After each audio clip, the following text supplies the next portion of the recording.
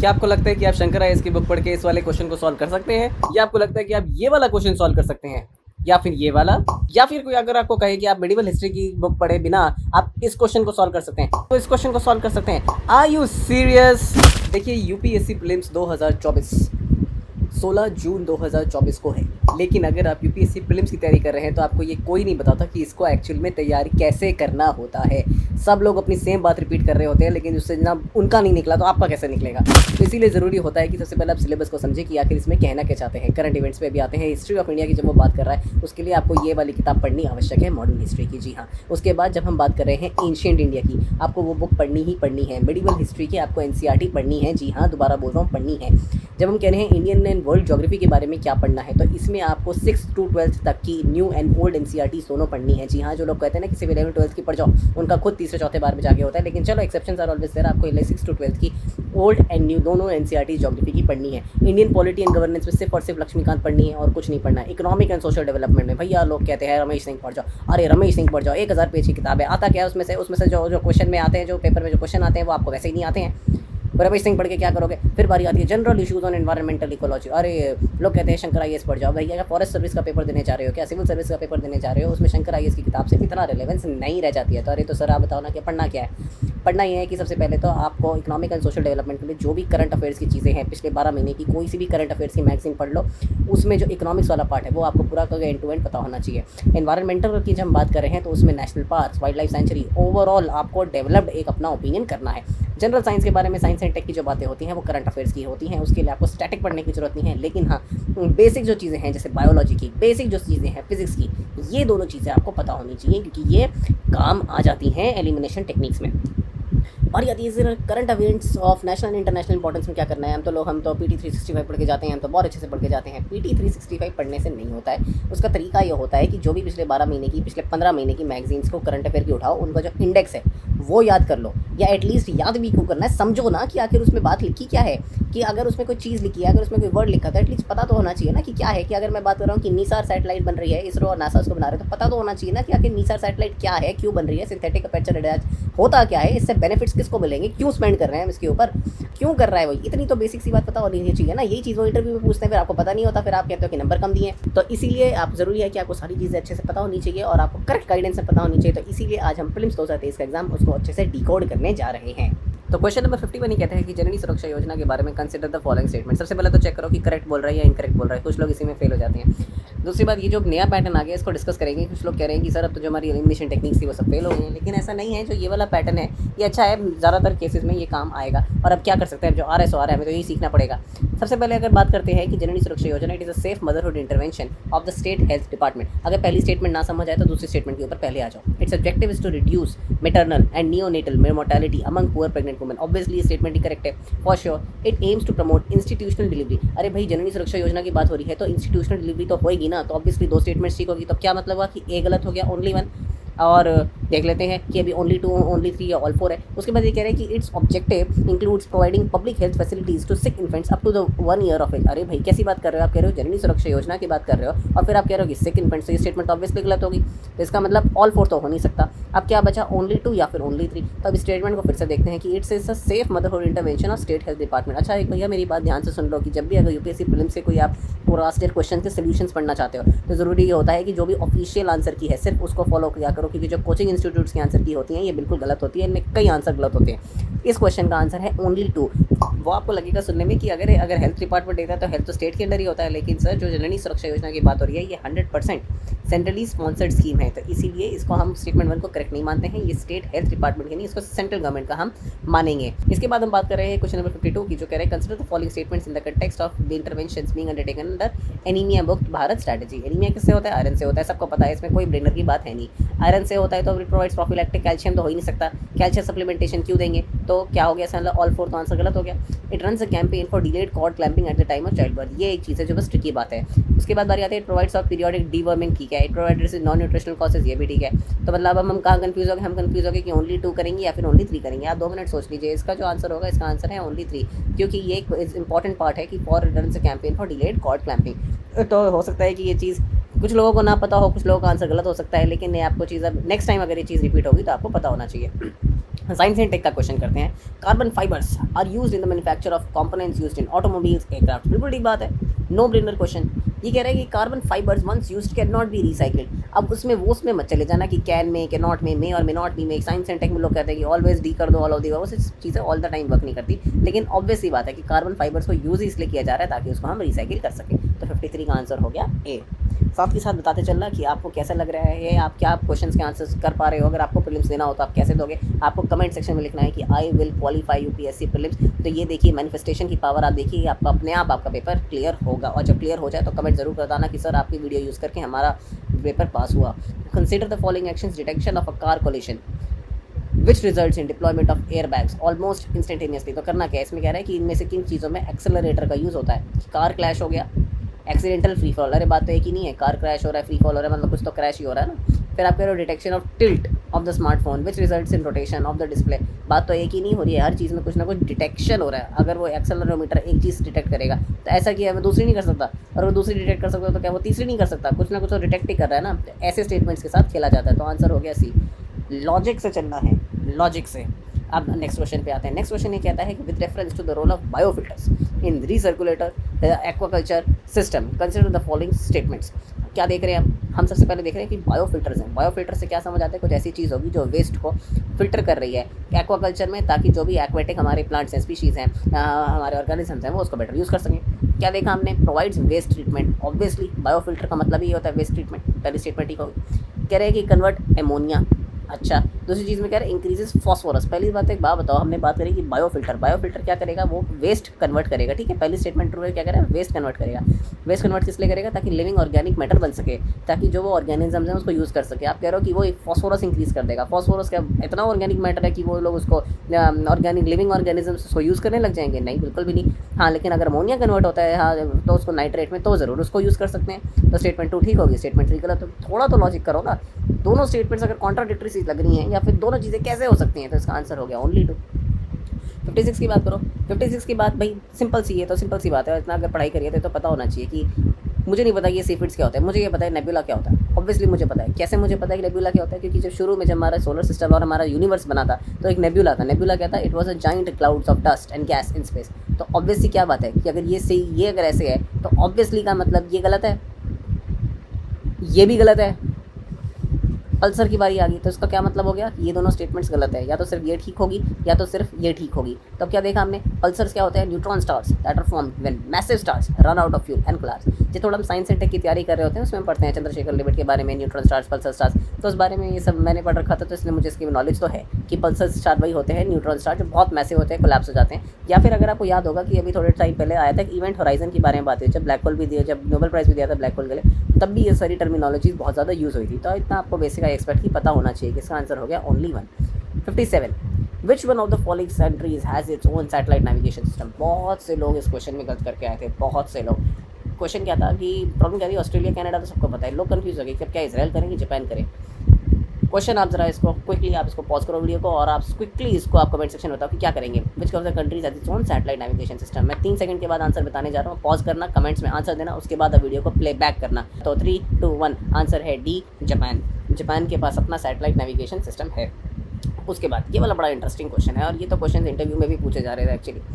इसमें कहते हैं कि बैलिस्टिक मिसाइल्स और क्रूज मिसाइल की बात हो रही है, ठीक है, पहली स्टेटमेंट में। दूसरी स्टेटमेंट में क्या है, अग्नि 5 और ब्रह्मोस की बात हो रही है। तो ऑब्वियसली बात है कि एक बैलिस्टिक होगी, एक क्रूज होगी, और जो या तो ऐसा होगा कि उसने क्या खेला होगा, या तो यहाँ पे बैलिस्टिक और क्रूज़ की डेफिनेशन उल्टी सीधी कर दी होगी, ठीक है, या फिर यहाँ पे अग्नि 5 और ब्रह्मोस की डेफिनेशन उल्टी सीधी कर दी होगी। मुझे ऐसा लगता है कि उसने शायद दोनों ही उल्टे सीधे कर दिए होंगे, या हो या दोनों सीधे कर दिए होंगे। दोनों सीधे करना तो मुझे लगता नहीं, क्योंकि क्वेश्चन बनाएंगे तो उल्टे तो करने ही चाहिए। अब क्या बारी होती है कि उन्होंने कहा कि जो बैलिस्टिक मिसाइल्स होती हैं वो jet profiled subsonic speed throughout, while cruise missiles are rocket powered only in the initial phase of their flight. Obviously ये स्टेटमेंट गलत है, इतना तो हमें पढ़ के हम आते ही हैं। अग्नि 5 is a medium range supersonic cruise missile, wheel BrahMos is a solid fuelled intercontinental ballistic missile. तो खैर ऑब्वियसली ये तो शक्ल से पढ़ के लग रहा है कि दोनों स्टेटमेंट्स उल्टी लिखी हुई हैं। समझ में आया है, समझ में नहीं आया कि मैंने किसको कैसे सॉल्व किया, कि पढ़ने से इसकी शक्ल से दिख रहा है कि क्वेश्चन की दोनों स्टेटमेंट्स गलत हैं। अगर आपको चीज़ पता है तो ऑब्वियसली बात है, तो बहुत अच्छी बात है, इतना तो बेसिक पता होना चाहिए भाई। अरे ब्रह्मोस की बात कर रहे हैं, अग्नि 5 की बात कर रहे हैं, तो बहुत अच्छी बात है, आपको पता होनी चाहिए। लेकिन नहीं भी पता तो स्टेटमेंट पढ़ के पता चल रहा है कि वो स्टेटमेंट उल्टी लिखी हुई है। उसके बाद अब आपने क्या पढ़ा, आपने कहा कि रिगार्डिंग द मर्करी पोल्यूशन। ये बहुत अच्छा क्वेश्चन है। इसने कहा कि gold mining activity is a source of mercury pollution in the world. अच्छा ठीक है। फिर इसने कहा कि coal based thermal power plants cause mercury pollution. ठीक बात है भाई, हो सकता है, क्यों क्यों नहीं हो सकता, मुझे ये बताओ, हो सकता है। फिर इसने क्या कहा कि there is no known safe level of exposure to the mercury. अब ज़रा आप बात देखिए कि अभी दो स्टेटमेंट्स मतलब ऐसा लग रहा है कि 1 भी ठीक लग रही है, 2 भी ठीक लग रही है, पता नहीं मुझे, लेकिन मुझे ऐसा लग रहा है कि एक स्टेटमेंट तो गड़बड़ लग रही है और तीनों स्टेटमेंट्स क्या पता ठीक थी भाई, मुझे तो ठीक नहीं लग रही 3 स्टेटमेंट, मुझे लग रहा है कि एक स्टेटमेंट तो गलत मुझे लग ही रही है, तो मैंने कर दिया 59 का बी, ओनली 2 की। हो सकता है 2 ही स्टेटमेंट्स मुझे इसमें ठीक लग रही हैं। फिर उसने कहा कि with reference to the green hydrogen, भाई ग्रीन हाइड्रोजन बहुत इंपॉर्टेंट है। ग्रीन हाइड्रोजन क्या होता है, अमोनिया क्या होता है, ये चीज़ तो आपको पता होनी चाहिए कि आफ्टर ऑल कि इन दोनों में फ़र्क क्या होता है, कि हमें ग्रीन हाइड्रोजन क्यों चाहिए, बायोफ्यूल्स क्या होते हैं, मिथेनॉल ब्लेंडिंग होता क्यों है, क्यों चाहिए, नेशनल बायोफ्यूल्स पॉलिसी क्या कहती है, किस लिए कहती है। अभी मैं आपसे 4 क्वेश्चन पूछ लूँ ना, आपको एक भी नहीं आता होगा, फिर आप कहोगे कि आपका पेपर नहीं पास हो रहा होगा कैसे, बेसिक चीज़ें तक तो आपको आती नहीं है। कोई बात नहीं सर, अब आप मिल गए, अब आपसे सीख लेंगे। तभी इसलिए चैनल से सब्सक्राइब करो, तभी तो सीखोगे। तुरंत सब्सक्राइब करो, वीडियो को लाइक करो। With reference to the green hydrogen consider the following statements. It can be used directly as a fuel for internal combustion. Obviously, green hydrogen की कार्स नहीं बन रही क्या, बिल्कुल बन रही है। It can be blended with natural gas and used as a fuel for heater power. अब कुछ वो महान लोग कहेंगे आपसे कि कैन लिखा है यस कर दो, अब नहीं चलता, कैन लिखा है तो यस कर दो, सोचना पड़ता है कि क्या ब्लेंड हो सकता है, यस ब्लेंड हो सकता है। फिर बारी आती है it can be use as hydrogen fuel cell. अरे भैया, जब फर्स्ट और थर्ड स्टेटमेंट सेम ही नहीं लिखी है, एक बात बताना, काइंड ऑफ डायरेक्टली अगर आप उसको फ्यूल यूज़ कर रहे हो तो यहाँ भी तो डायरेक्टली फ्यूल यूज़ कर रहे हो, तो 1 और 3 तो एक साथ ही चलेगी, या तो दोनों ठीक होगी या तो दोनों गलत होगी। उसके बाद कह रहे कि it can be blended with natural gas, obviously तो आंसर क्या हो गया, C all 3। Any doubt? Consider the following countries, से कुछ कंट्रीज यहाँ से पूछा है कि इनका यूक्रेन के साथ किसका बॉर्डर लगता है। 2022 में अफगानिस्तान पूछा था, 2023 में यूक्रेन पूछ लिया, 24 में तो अभी यहाँ क्वेश्चन आना नहीं है, लेकिन पता होना चाहिए, बेसिक सी बात है। 62 with reference to the earth atmosphere consider the following statement is correct. ये अच्छा क्वेश्चन। सबसे पहले ये कहा है कि which of the following statement is correct. क्या बताया, the total amount of insolation received at the equator is रफली about 10 times of that received at the pole. क्या कह रहे हो भाई, आप क्या कह रहे हो, मतलब बेसिक 6 क्लास की ज्योग्राफी, इसीलिए कहा था वीडियो के शुरू में 6 क्लास की ज्योग्राफी पढ़ लेना। इक्वेटर पे 10 टाइम्स की इंसोलेशन कैसे रिसीव हो सकती है। अरे इक्वेटर अगर गर्म होता है तो because of the angle of the earth 10 times थोड़ी आ जाएगी, जो इंसोलेशन आ रही हो तो सेम ही आ रही है ना सन की, ऐसा थोड़ी है कि बीच में ज़्यादा हो जाएगी। इंफ्रारेड रेज कॉन्स्टिट्यूट रफली 2/3 ऑफ द रेडिएशन। अब कोई महान लोग आपको एलिमिनेशन टेक्निक में सिखाएंगे कि जहाँ नंबर लिखा है मतलब वो गलत है, इसीलिए वो नंबर को एग्जैजरेट कर रखा है और नंबर कैंसिल कर दो, ऐसा नहीं होता है। दिस इज स्टुपिडिटी, ऐसा नहीं होता है कि अबाउट 10 टाइम्स का मतलब ऑब्वियसली सोचो ना कि 10 टाइम्स नहीं हो सकता। इंफ्रारेड रे 2/3 ऑफ द इंसोलेशन कैसे हो सकती है, not possible. Infrared waves are largely absorbed by water vapour, yes obviously, तभी तो वो गर्मी होती है, और वरना गर्मी होती क्यों है, और क्योंकि because they are absorbed by the water vapours. उसके बाद कह रहे हैं infrared rays waves are part of visible spectrum. अरे क्या हम देख सकते हैं कि इंफ्रारेड वेव्स को नहीं देख सकते ना, तभी तो इंफ्रारेड हीट मैप्स बनाए जाते हैं। तो आंसर क्या हो गया, सी। तो इतना टफ नहीं है, मेरे चैनल को सब्सक्राइब करो, साथ चलो, इतना टफ नहीं है, सीख जाओगे। Soil in tropical rain forest is rich in nutrient, statement ही गलत है, मैं क्वेश्चन ही नहीं देख रहा। Statement 1 is incorrect, statement 2 is correct. Obviously soil in tropical rain forest तो पुअर होता है ना, क्योंकि ह्यूमस नहीं होता उसमें, वो सब लीच हो जाता है।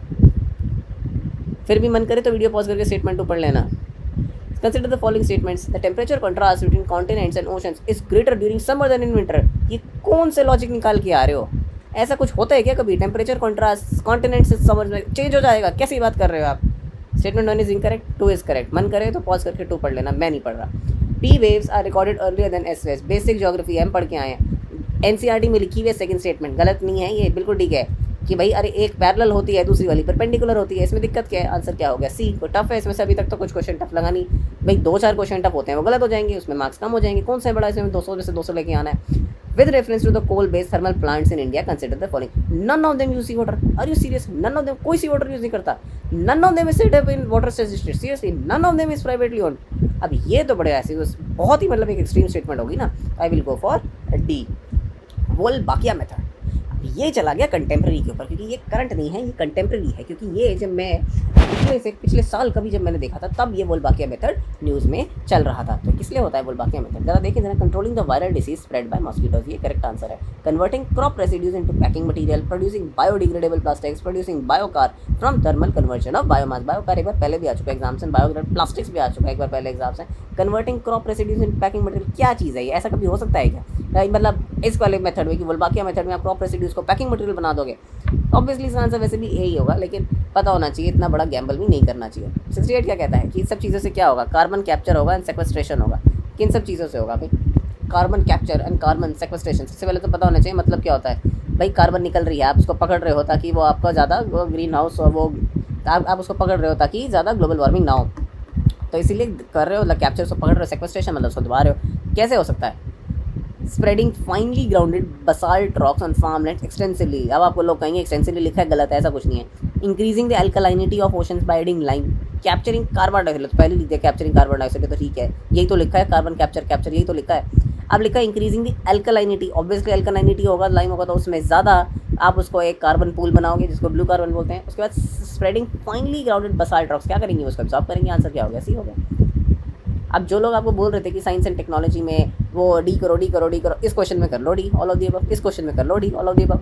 एरियल मेटाजेनोमिक्स क्या होते हैं, माइक्रोसैटेलाइट डीएनए क्या होते हैं, इस क्वेश्चन में कोई एलिमिनेशन टेक्निक नहीं लग सकती। अगर कुछ पता है, थोड़ा सा कुछ आइडिया है तो करो, अदरवाइज रिस्क लेना ही नहीं लेना। आप देखो इसमें बस मैं सिर्फ आपको इतना बताता हूँ कि एरियल मेटाजेनोमिक्स की बात हो रही है। मेटाजेनोमिक्स का मतलब ये होता है कि जो टोटल ओवरऑल एक बड़ा चीज़ है उसको हमें पूरा एक उसका मेटा एनालिसिस करें, मतलब पूरे को एनालाइज करें। तो इस केस में ऑब्वियसली मैं कह सकता हूँ कि ये तो नहीं हो सकता, सेंडिंग ड्रोन्स तो बिल्कुल नहीं हो सकता।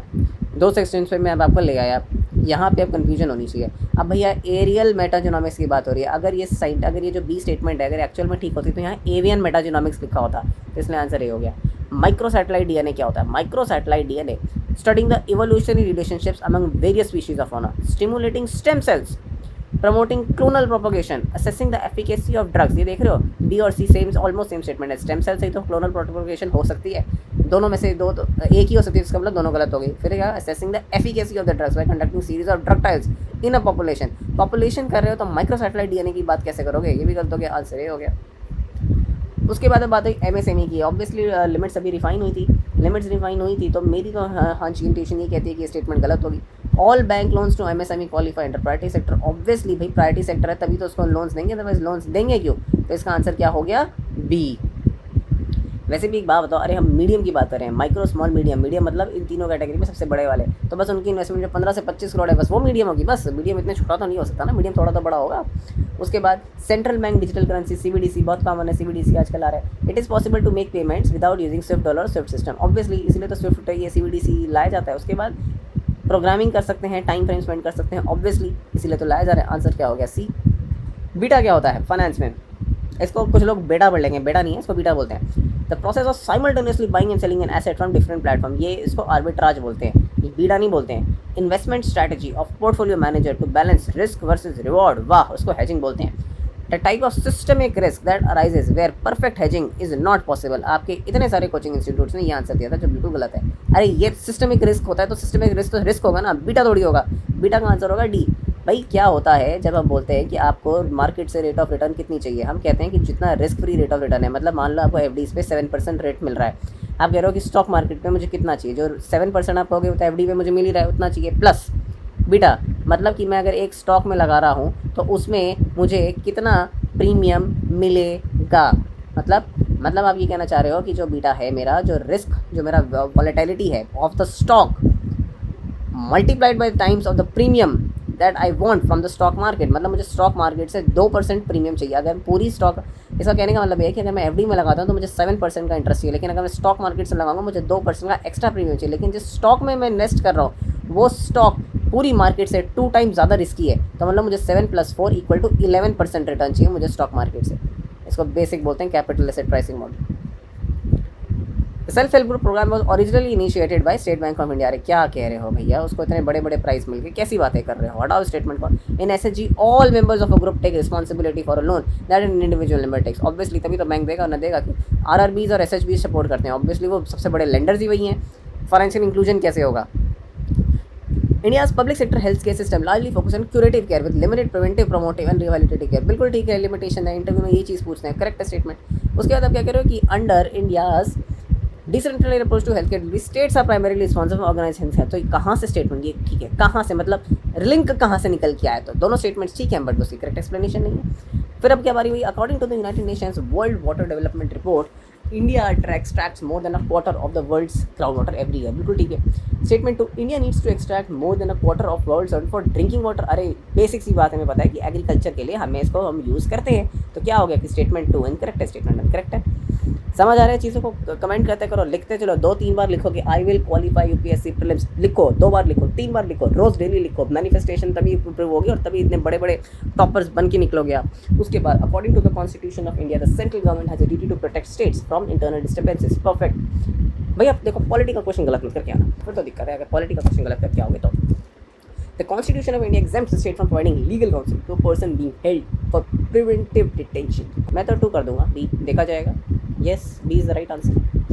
समझ आ रही टेक्निक? समझ आ रही? इसको कहते हैं रियल टेक्निक। उन सब एलिमिनेशन से और उन सब चीज़ों से नहीं होता। इन चारों में से कौन सी कंट्री में सिविल स्ट्राइक चल रही है, फूड शॉर्टेज चल रही है? ऑब्वियसली सोमालिया में चल रही है। कैप्टन फिलिप आई थी एक फिल्म, देखना अच्छी है, टॉम हैंक्स की अच्छी फिल्म है, समझ आएगा। सोमालिया की वो है, पायरेट्स हैं उसमें। फिर अब क्या बात है, the biodiversity management committee are key to the realization of objectives और नगोया प्रोटोकॉल। पढ़ा है नगोया प्रोटोकॉल क्या होता है? बस रट्टा मारा शंकर आई इसकी बुक से, ऐसा नहीं होता। बायोडाइवर्सिटी मैनेजमेंट कमेटी बनाए इसलिए गए हैं ताकि वो नगोया प्रोटोकॉल को रियलाइज कर सके। अरे हाँ भैया, हाँ, उनका पर्पज़ ही यही है। They have important function. हाँ ऑब्वियसली आंसर सी होगा ना, इतना क्यों पढ़ना है, इतना सोचना है कि अरे क्या होगा क्या होगा क्या होगा। उसके बाद election to the office of the President of India. Simple सा एक बात बताओ, members nominated are eligible to be included, नहीं है, गलत है। Higher the number of elective, higher is the value of vote. अरे हायर कर लो ना, जो उसमें फॉर्मूला दिया हुआ है। हायर नंबर ऑफ इलेक्टिव कैसे होता है? वो तो रेशो डाउन हो जाएगी। तो ये स्टेटमेंट गलत है।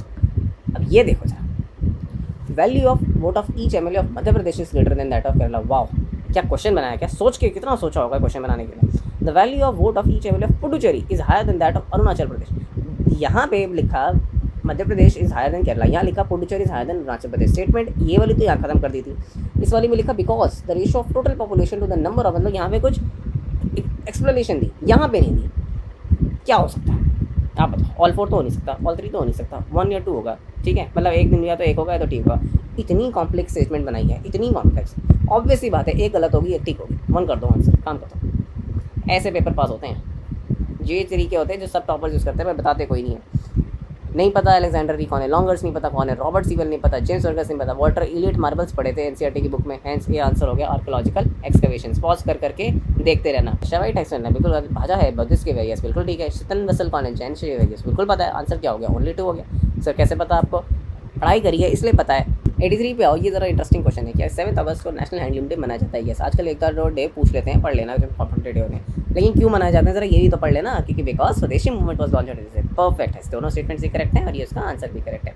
Consider the following about the national flag of according to the flag code of India. कोई भी एनसीईआरटी उठा के देख लेना, 6 वाली पुरानी 7 वाली, उसके लास्ट में फ्लैग कोड के बारे में लिखा होता है। तो जब मैं एनसीईआरटी पढ़ता था तो मैं उसके लास्ट स्टेटमेंट पढ़ता था, तो मुझे फ्लैग कोड के बारे में पता था कि उसकी जो हाइट टू विड्थ होती है वो 3:2 होती है। One of the standard size, तो ये one of the standard size का स्टेटमेंट है। Of the national flag is 600 mm into 400 mm। Statement ही गलत है। One of the standard size is 600 mm into 400 mm। क्या वही? Statement 1 is incorrect, statement 2 is correct, क्योंकि स्टेटमेंट 2 तो वैसे भी करेक्ट है। Consider the following statements in respect of the constitution day. चलिए क्या लिखा? 26 नवंबर को मनाते हैं। किसने मनाते हैं? Constituent assembly was set up on 26 नवंबर 1949। आगे बढ़ेंगे, इसको कुछ एक्सप्लेन करूँ। समझ आ रहा है? नहीं समझ आ रहा है? क्वेश्चन को कमेंट करते रहो। आई विल पास प्रीलिम्स, कमेंट करो अभी के अभी। अरे भैया सीधी सी बात बताओ, अगर बिल्कुल ही नहीं पढ़ के गए हो, या हो सकता है पढ़ के भी गए हो, नहीं क्लिक कर रहा। 26 जनवरी 1950 को रिपब्लिक डे मनाया गया था। क्या आपको लगता है कि अगर 26 नवंबर 1949 को कॉन्स्टिट्यूएंट असेंबली सेटअप करी होगी तो वो क्या सिर्फ 2 महीने में कॉन्स्टिट्यूशन बना देंगे? नहीं हो सकता ना। ऑब्वियसली स्टेटमेंट 2 गलत है, स्टेटमेंट 1 करेक्ट है। Is it am I right और am I right? Switzerland is one of the leading exporters of gold in terms of value. भैया 2023 में अगर आपको नहीं पता था ना, समझ आता है। 2024 में अगर आपको नहीं पता ना तो गलती है। क्यों गलती है सर? कैसी बात कर रहे हो? इंडिया EFTA साइन हुआ है यूरोपियन फ्री ट्रेड कंट्रीज़ के साथ। स्विट्जरलैंड, नॉर्वे, आइसलैंड, लाइechtenstein, उनमें एक न्यूज़ आर्टिकल भरा पड़ा था क्या डिस्कस करने के लिए कि स्विट्जरलैंड से maximum amount of gold export होता है और वो गोल्ड वाला पार्ट इसमें कवर्ड नहीं होगा। एक न्यूज़ आर्टिकल में बात लिखी गई थी। ठीक है, स्टेटमेंट करेक्ट है। Switzerland has the second largest gold reserve in the world. अरे भैया क्या बात कर रहे हो? मतलब क्या बात कर रहे हो? KGF देखी है ना, गोल्ड रिजर्व देखी है ना, माइंस कैसे होती हैं, माइंस के अंदर निकलता है गोल्ड। स्विट्जरलैंड कहाँ पहाड़ों में सेकंड लार्जेस्ट गोल्ड रिजर्व लेके बैठा होगा? पॉसिबल ही नहीं है ना। सही कह रहा हूँ या मैं सही नहीं कह रहा हूँ? ये बताओ जरा। पहली स्टेटमेंट तो खैर पता नहीं, ठीक है, कौन से न्यूज़पेपर में ये चीज़ें कवर होती है, पहले तो मुझे ये बताओ। ये कौन से करंट अफेयर की मैगजीन जो पढ़ के जाते हैं ये वाली चीज़ें कवर होती है। उसके बाद स्टेटमेंट 2 क्या कहती है कि US and EU claim that they can bring technology under their control. अगर वो करना भी चाहें तो ये क्लेम तो नहीं करेंगे ना स्टेटमेंट 2 इनकरेक्ट हो गई, स्टेटमेंट इनकरेक्ट हो गई। Answer solve, prelims pass. Comment कर दो फटाफट से, I have passed prelims, thanks to you sir. Statement 1 क्या कहती है, India account for 3.2% of the global export of goods. इतना तो पता होना चाहिए ना कि एक्सपोर्ट में 1% है लगभग, इम्पोर्ट्स में 2% है लगभग, खाली 3% ऑफ एक्सपोर्ट तो हो ही नहीं सकता ना। स्टेटमेंट 1 इनकरेक्ट है, स्टेटमेंट 2 करेक्ट है, बाकी की मैं क्यों बढ़ूँ, टाइम इतना मुझे बचाना है बाकी चीज़ों पे। अब क्या बारी है, stability and growth pact of the European Union. अरे क्या होता है सर, ये तो नाम भी नहीं सुना, कोई बात नहीं, कौन से न्यूज़पेपर में ये बातें आती है, रोज़ 4-4 घंटे लगा के हम पेपर पढ़ते हैं। Treaty that limits the levels of budgetary deficit of countries of European union, make sense. Make the countries share their infrastructure facilities, share their technologies. देखना या तो 2 और 3 दोनों ठीक होगी, या तो 2 और 3 दोनों गलत होगी। समझ आ रहा है, नहीं समझ आ रहा है? 2 और 3 का 1 का साथ कोई रिलेशन है, या तो 1 ठीक होगा या तो 2 और 3 दोनों ठीक होगा। समझ आ रहा है? 2 और 3 तो समझ नहीं आ रहा मुझे। स्टेबिलिटी एंड ग्रोथ पैक्ट की बात कर रहा है तो ऑब्वियसली 2 और 3 गलत होगी ना, 1 ठीक होगा, A1 कर दो। इसीलिए ये वाले स्टेटमेंट्स, ये वाला जो पैटर्न है ये बेटर है। 1, 2 एंड 3 में फिर भी थोड़ी बहुत दिक्कत हो सकती थी, ये वाला पैटर्न फिर भी बेटर है। अब और क्या समझ आने लग गया। 90th क्वेश्चन क्या कहता है कि all countries have United Nations adopted first ever global compact for safe orderly and regular migration. All the countries have adopted, all the countries have adopted and they are binding. अरे मतलब एक बात बताओ, 192 countries में all ने adopt कर लिया और बाइंडिंग है, सबके ऊपर बाइंडिंग है। इतने अच्छे अच्छे एग्रीमेंट्स हैं, अभी तक कंट्रीज़ वो नहीं अडॉप्ट कर रही, ये वाले अडॉप्ट कर लेंगे बाइंडिंग को भी। एड्रेसेस इंटरनल माइग्रेशन और इंटरनली डिस्प्लेस पीपल, हाँ ये तो समझ आ रहा है। Also in its objectives, obviously ये बात तो ठीक मुझे समझ आ रही है, लेकिन ये बड़ी बात ऐसी सी ये बात नहीं लग रही कि GCM मतलब global compact for safe orderly and regular migration internally displaced की बात कर रहा है। मतलब सिंपल सी एक बात बताओ कि आप बात कर रहे हो कि UN में, पूरे UN में हम बाइंडिंग ट्रीटी बना के आ रहे हैं कि हम इंटरनली डिस्प्लेसमेंट आपको बताएंगे। इंटरनल डिस्प्लेसमेंट क्या होता है? इंटरनल डिस्प्लेसमेंट होता है कि USA में 50 स्टेट हैं, एक स्टेट ने कह दिया कि निकलो मेरी स्टेट से, कैलिफोर्निया कहते हैं मेरी स्टेट से निकलो, जाओ वाशिंगटन में जाके बैठ जाओ। अब US रशिया चाइना के आगे बताएगा कि अरे सॉरी मैंने यहाँ इंटरनल डिस्प्लेसमेंट हो गया, आप लोग मेरे पे सैंक्शन लगा दो। ऐसा हो सकता है कभी? नहीं हो सकता ना। तो ऑब्वियसली तीनों स्टेटमेंट्स गलत हैं। ऐसे क्वेश्चन सॉल्व होते हैं। Knowledge, logic, presence of mind, जब ये ट्रिनिटी बैठती है ना तब प्रीलिम्स पास होता है। With reference to the home guards consider the following statements. Home guards are raised under the home guards act and rules of the central government. Role of the home guards is to serve as an auxiliary force to the police in maintenance of internal security. ठीक लग रही है? To prevent infiltration on international border, coastal areas, a border wing of Home Guards battalions have been raised in the some states. देखिए भाई ऐसा है, confusion तो हो रही है, मुझे नहीं पता कि करेक्ट आंसर क्या है, मुझे कन्फ्यूजन हो रही है, लेकिन मैं आपको बता रहा हूँ कि सोच थॉट प्रोसेस कैसे वर्क करता है आंसर करने के लिए। अब कन्फ्यूजन तो हो रही है कि अब क्या करें, समझ तो नहीं आ रहा। मुझे ऐसा लग रहा है कि ये स्टेटमेंट तो ठीक लग रही है, इन दोनों में स्टेटमेंट से एक ठीक लग रही है, एक गलत लग रही है। नॉट श्योर, ओनली 2 कर दो, सही आंसर हो गया। इसीलिए तो इसमें आपका काम बच गया है। ये बहुत अच्छा क्वेश्चन है। ऑफिशियल सीक्रेट्स एक्ट पता है हमें, RTI से भी एग्जाम्प्ट है। Knowingly misleading otherwise interfering with the police officer, ये एविडेंस एक्ट में आएगा। कैसी बात कर रहे हो, ये एविडेंस एक्ट में तो आ ही नहीं सकता ना। Celebratory gun fire which can endanger the personal safety of others, arms act में अमेंडमेंट जरूर हुई थी और इस बारे में सब कुछ बात जरूर हुई थी। How many of the pairs are correctly matched? मुझे तो ऐसा लग रहा है कि 2 पेयर है। आई एम नॉट श्योर, क्या करूँ, 2 करूँ, 2 करूँ? मुझे ऐसा लग रहा है कि 2 कर देना चाहिए, क्योंकि एक स्टेटमेंट मुझे गलत लग रही है, 2 स्टेटमेंट मुझे ठीक लग रही है। क्या आंसर हुआ? अभी आंसर हुआ ओनली 2। ये बड़ा अच्छा क्वेश्चन है। रीजन पूछा है कहाँ पे है? नगोर्नो काराबाख, मोजाम्बिक में होगा नगोर्नो काराबाख। आर्मेनिया अज़रबैजान में हुआ था, याद नहीं है जब टर्की और रशिया भी मिल गए थे कि कौन किसकी साइड लेगा। खेरसोन एंड ज़ापोरिया है तो पता होगा ना, यूक्रेन का एरिया है। नॉर्थ कीवू एंड इटूरू, अरे आर्मेनिया अज़रबैजान तो ये लिखा, आर्मेनिया अज़रबैजान तो नन हो गया ना आंसर। लेस देन 60 सेकेंड में हम करेक्ट आंसर निकाल रहे हैं। लेस देन 60 सेकेंड, कोई सिखा सकता है आपको? लिखो कमेंट में कि I will pass UPSC prelims, तब पास होगा आपका UPSC prelims. Israel has established diplomatic relation with some Arab states, obviously बिल्कुल ठीक बात है। अब्राहम अकॉर्ड्स नहीं पढ़े क्या? Arab peace initiative mediated by Saudi Arabia. Saudi Arabia थोड़ी तो हिस्ट्री पढ़ के गए होगे भाई, UPSC के स्टूडेंट्स हो आप। सऊदी अरेबिया मेडिएट कराएगा अरब पीस इनिशिएटिव, जो इसराइल और अरब लीग साइन करेंगे। बिल्कुल गलत स्टेटमेंट है। क्यों स्टेटमेंट गलत कह रहे हो आप? अरब लीग में सऊदी अरेबिया मेडिएट कैसे कराएगा अरब पीस इनिशिएटिव को, जो इसराइल साइन करेगा? ये बड़ा इंटरेस्टिंग क्वेश्चन है। ये तो मतलब चीज़ आनी चाहिए आपको। लोग कहते हैं कि हमें नहीं पता, लेकिन ये चीज़ आनी चाहिए। इसमें से पूछा कि कौन कौन सा पेयर इसमें से करेक्ट है। अरे भाई, द्रोणाचार्य अवार्ड कोचेस को दिया जाता है, ये करेक्ट है, बिल्कुल करेक्ट है। Arjun award life time achievement के लिए दिया जाता है, ऑब्वियसली मेजर ध्यानचंद खेल रत्न अवार्ड दिया जाएगा ना, तो ये गलत हो गया, ये गलत हो गया। राष्ट्रीय खेल प्रोत्साहन पुरस्कार लिखा हुआ है टू रिकॉग्नाइज द कंट्रीब्यूशन, तो ये ठीक हो गया, 2 करेक्ट है। फिर लोग कहने लग जाएंगे यूपीएससी ने स्पोर्ट्स के क्वेश्चन पूछने शुरू कर दिए। अरे भैया देख तो लो क्या क्वेश्चन आ रहे हैं, इतना तो पता होना चाहिए ना, सिविल सर्वेंट बनने जा रहे हो। Consider the following statements in respect of the 44th chess olympiad. इतनी बड़ी न्यूज़ थी, first time chess olympiad was held in India, official mascot was named Thambi, the trophy for the winning team in the open section is Vera Menchik, trophy for the winning team in the women section is Hamilton Russell. ऐसा है sir, हमें तो पता नहीं question क्या पूछ लिया, बड़ा टफ है, हम तो कर नहीं सकते। मेरे स्टूडेंट हो ना, मेरी वीडियोस फॉलो करते हो ना। हैमिल्टन रसल मेल नाम नहीं लग रहा, कैसे सर? लुइस हैमिल्टन का नाम सुना है, स्टुअर्ट रसल का नाम सुना है, दोनों मेल हैं, मेल नाम लग रहा है, लेकिन वेरा मेंचेक थोड़ा फीमेल नाम लग रहा है। लग नहीं रहा देखने की इन दोनों ने जब क्वेश्चन बन रहा होगा तो ये दोनों स्टेटमेंट उल्टी कर दी होंगी, ट्रॉफी के नाम उल्टे कर दिए होंगे, लग नहीं रहा, तो 2 हो गया इसका आंसर। एरियन कन्फ्लिक्ट फिर आ गया, एक रह गया था, एक और फिर आ गया। डॉनबास कहाँ है? यूक्रेन में है, सीरिया में थोड़ी होगा। टिग्रे कहाँ है? टिग्रे था शायद इथियोपिया में था, नॉर्थ यमन में तो बिल्कुल नहीं था। तो अगर इथियोपिया में था तो ऑब्वियसली ये इसके साथ गलत है, तो डी आंसर हो गया। विद इन सेकेंड्स होता ना, जरा कमेंट सेक्शन में कितने सेकंड्स में आंसर किया हमने। Chad, Guinea, Mali, Sudan caught international attention for which of the following. अभी पहले ऊपर अभी सोमालिया करके आए थे, फिर आ गया। रेपिटेशन कितनी क्वेश्चन करी है, वैरायटी नहीं बची है। सक्सेसफुल कू ऑब्वियसली। ग्रीन नाइट्रोजन फिर आ गया, अभी तो ऊपर हो गया था, अभी फिर हो गया था। ग्रीन नाइट्रोजन इनमें से किन चीज़ों पे काम कर सकता है? फर्टिलाइजर, ऑयल क्लियर रहेगा, स्टील प्लांट्स में गलती हो जाएगी। अब क्या कर सकते हैं कि स्टील प्लांट्स में यूज़ हो भी सकता है, नहीं हो सकता है। कुछ लोग इसको ऑल 3 करके आएंगे, कुछ लोग इसको 2 करके आएंगे। जो लोग 2 करके आए होंगे कोई बात नहीं, मैं अब आपको मना नहीं करता, लेकिन आंसर 3 है इसका, क्योंकि ऑब्वियसली ना भाई स्टील हाइड्रोजन तो सब चीज़ों में डिकार्बनाइज कर सकता है ना। G20 के बारे में फिर आ गई। G20 कॉमन फ्रेमवर्क पिछली बार 2022 में आया था, G20 अब की बार फिर आ गया। हो सकता है 24 में भी आ जाए, या हो सकता है ना आए, 2 साल से आ रहा है। पहले क्या था, finance minister and central government meeting थी, 2008 फाइनेंशियल क्राइसिस की वजह से बनाया गया था। ऑब्वियस सी बात है, digital public infrastructure is one of priority, तो ऑब्वियस सी बात है ना, तो पता होना चाहिए सी। तो इसलिए हमने 50 क्वेश्चन डिस्कस किया, और मैंने आपको बताया कि आपके अंदर ये पोटेंशियल है कि आप इस यूपीएससी के पेपर को पास कर सकते हो। मेरे में भी ये बहुत होप्स हुआ करते थे कि जब मैं अपना ये पेपर टॉप रैंक से पास करूँगा। मैंने अपनी बुक भी लिखनी शुरू कर दी थी कि मैं अपनी सारी स्ट्रैटेजीज एक्सप्लेन करूँगा, लेकिन मैं अपनी बुक लॉन्च नहीं कर पाया। इसीलिए मैं चाहता हूँ कि जो मेरी स्ट्रैटेजीज़ हैं, जो एक्चुअल में है, जो रियल में है, जो वर्क करती हैं, जिसकी वजह से मैंने 4 बार मैंने प्रीलिम्स को पास किया है और फॉरेस्ट की कट ऑफ तक मैंने मीट करी है। इसीलिए मैं समझाना चाहूँगा कि आप इन स्ट्रैटेजीज़ को यूज़ करें, कॉन्फिडेंस रखें आपको अपने ऊपर कि आप कर सकते हैं, एक अच्छे माइंडसेट से जाएँ। मोस्ट इंपॉर्टेंट बात यह है कि आप समझें कि अगर नहीं आता तो कोई बात नहीं, बहुत से ऑल्टरनेटिव्स हैं। अगर कोई बात नहीं, फेल हो भी गए कोई बात नहीं, आपने अपना बेस्ट किया, फेल हो गए, कोई जब फेल हो गए ना, उसके बाद ना कोई जॉब मिलेगी, आपका एक्सपीरियंस बिल्कुल बेकार हो जाएगा, सोसाइटी में आपकी कोई रिस्पेक्ट नहीं रहेगी। कोई बात नहीं, जब सब कुछ फेल हो जाएगा, यूट्यूब की वीडियोस तो बना ही सकते हो ना, वो करने लग जाना।